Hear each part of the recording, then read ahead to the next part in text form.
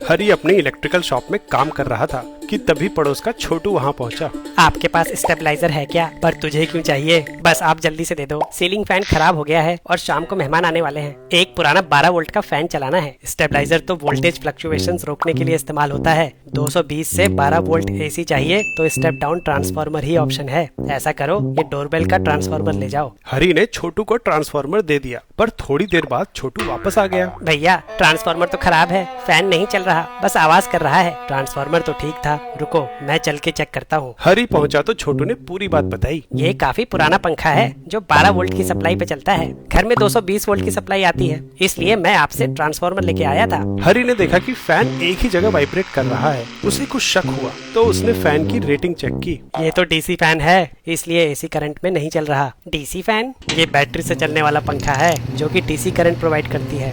DC motor को DC supply से जोड़े तो उस पे कांस्टेंट टॉर्क लगता है, वहीं एसी सप्लाई से जोड़ने पर पंखे पे लगने वाला टॉर्क लगातार डायरेक्शन बदलता रहता है। इस ट्रांसफार्मर से एसी सप्लाई आ रही है, इसलिए पंखा एक ही जगह वाइब्रेट कर रहा है। तो अब क्या करें? एसी को डीसी में बदलना होगा। वो कैसे? डायोड का इस्तेमाल करके। डायोड सेमीकंडक्टर से बनी ऐसी डिवाइस है जो करंट को केवल एक ही डायरेक्शन में फ्लो करने देती है, दूसरी में नहीं।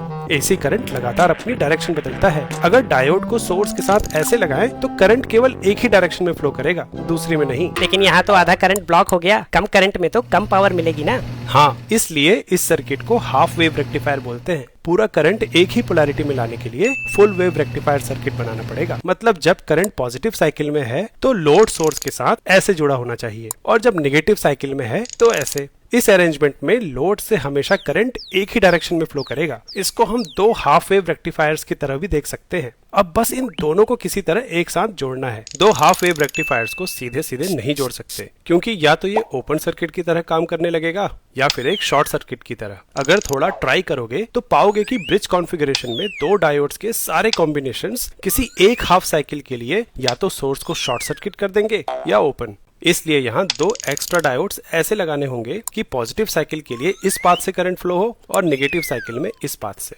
हरी बाजार से ठीक करंट और वोल्टेज रेटिंग के 4 डायोड ले आया और उसने थोड़ी मेहनत करके रेक्टिफायर सर्किट बना लिया। फिर उसे ट्रांसफार्मर के आउटपुट पे लगा के डीसी फैन से जोड़ दिया। अरे वाह, ये तो चलने लगा, लेकिन इसकी स्पीड थोड़ी कम लग रही है। हाँ, और इससे एक वाइब्रेशन की आवाज भी आ रही है। ऐसा इसलिए क्योंकि फुल वेव रेक्टिफायर का आउटपुट अभी भी परफेक्ट डीसी वेव फॉर्म नहीं बना रहा है, बल्कि हर साइकिल में 2 बार इसकी वोल्टेज 0 हो रही है। तो इसे ठीक कैसे करें? एक वोल्टेज स्मूथिंग कैपेसिटर को पंखे के पैरेलल में लगा के। अब ये कैपेसिटर वोल्टेज को स्मूथ कैसे करता है, ये तुम कमेंट से बताओ।